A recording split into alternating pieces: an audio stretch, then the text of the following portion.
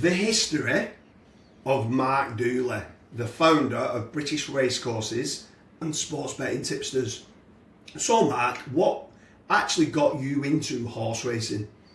I think I'm from a very competitive family, so that's probably where that started from. So I'm one of three boys, and we were always very much into our sports. So we were just naturally three competitive brothers against each other.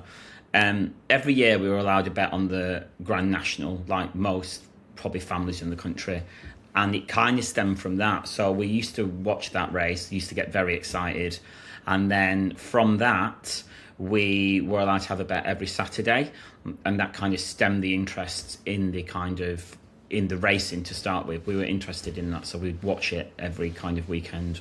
So what is your local horse racing track that you went to? Haydock, really, but that probably happened a little bit later. So we started to bet on the horses every weekend. At the same time, I also was starting to ride, so I used to ride, and for a short time I actually wanted to become a jockey. So that would have been a totally different life. But at one point I was thinking about becoming a jockey. Yeah, we used to go to Haydock Park whenever they had fixtures on, particularly the kind of summer evening fixtures.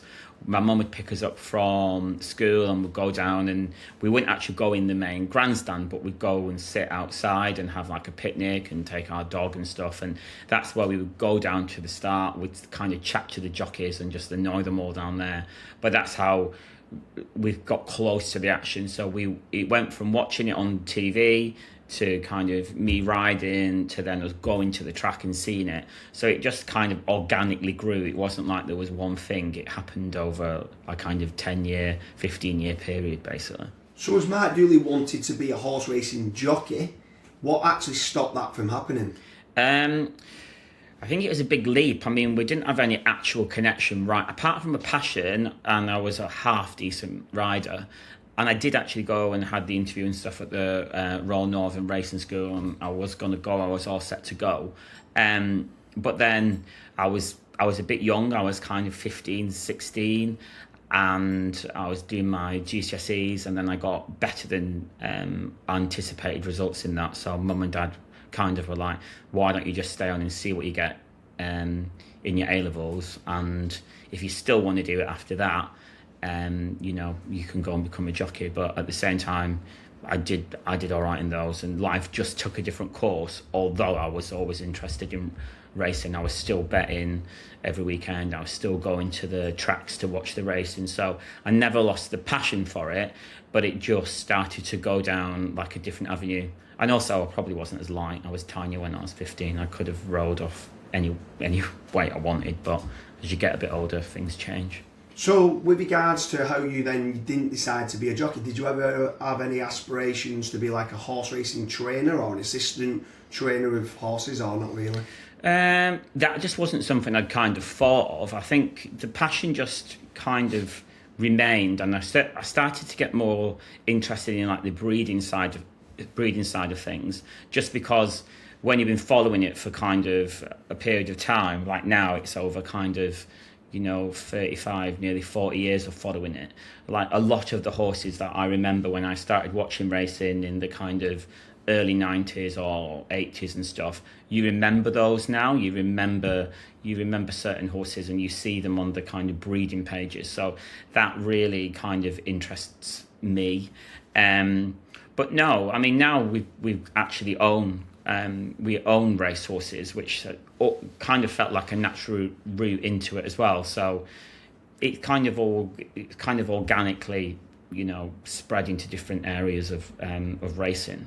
So let's move now into Racehorse Ownership. When you actually go into the sales, obviously you've got two other brothers. Do all of you go to the actual sales at, let's say, Tatterstalls or Goffs? And is there any debates there with what type of racehorses to purchase? Is there any difference of opinions? Like you mentioned there about the breeding, is that what you mainly look into, the breeding side? And obviously with regards to your younger brother in David Dooley, he's a very shrewd punter. Is he more about form? Or how does that work when you go in to choose a racehorse to purchase? I wouldn't say like we had debates. I'd say probably we had arguments really when we go there, but we try to kind of keep it all under wraps. But like we definitely have got different opinions on it. So I would always start when we were going to a sale. I would always go through the catalogue. So that's looking at every single individual horse, seeing if I recognise any of those less obvious good horses on the pages. I'd go through that. I'd then send a shortened list to my two brothers, and then that's when the debates would kind of start. Yeah, David would go through the form.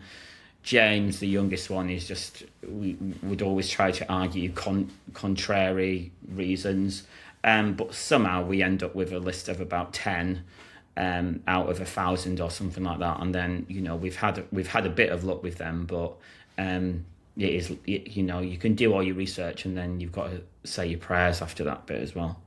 So there's the background of Mark Dooley, the founder of British Racecourses and Sports Betting Tipsters. From a young age wanting to be a jockey, to always looking to have a bet on the horses, to now being a successful racehorse owner. We hope you like the history of Mark Dooley.